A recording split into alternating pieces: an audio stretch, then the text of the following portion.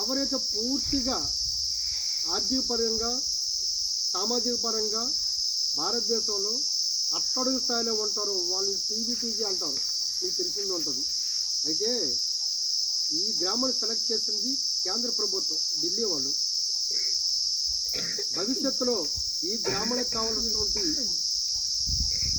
పూర్తి మౌలిక సదుపాయాలన్నీ అన్నీ కూడా వాళ్ళే చూసుకుంటారు.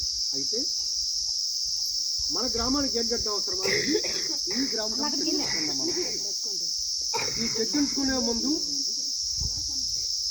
మన పంచాయతీ కార్యదర్శి చెప్పారు ఈ గ్రామంలో ఎన్ని ఇళ్ళు ఉన్నాయి, ఇంకా ఎవరైనా అరువులు ఉండి కూడా ఇంకా ఇల్లు రాని వాళ్ళు ఎవరున్నారా, అలాగే అరువులు ఉండి కూడా పెన్షన్స్ రాని వాళ్ళు ఎవరున్నారా, అరువులు ఉండి కూడా ఇంకా వ్యవసాయ భూమికి సంబంధించి పట్టధర పాస్పుతులు ఎవరికైనా ఉన్నాయి ఇంకా రాలబ్బా.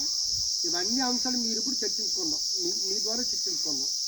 ఇకపోతే మనకి ఇదివరకు పంచాయతీ సెక్రటరీ వాళ్ళు చెప్పారు మీకు రేషన్ కార్డులో ఏమైనా కరెక్షన్స్ ఉన్నా, ఆధార్ కార్డులో ఏమైనా కరెక్షన్స్ ఉన్నా, ఆరోగ్యశ్రీ కార్డులో ఏమైనా కరెక్షన్స్ ఉన్నా అవన్నీ కూడా మేము దగ్గర కూడా గ్రామ పంచాయతీ హౌస్ మనకు సచివాలయం ఉంది, సచివాలయం చూసుకోవాలి.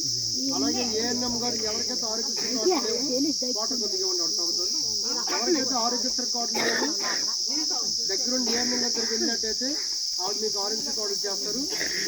అలాగే మీకు వాటర్ కార్డులో పేరు కరెక్షన్స్ ఏమైనా ఉంటే అవి కూడా చేస్తారు.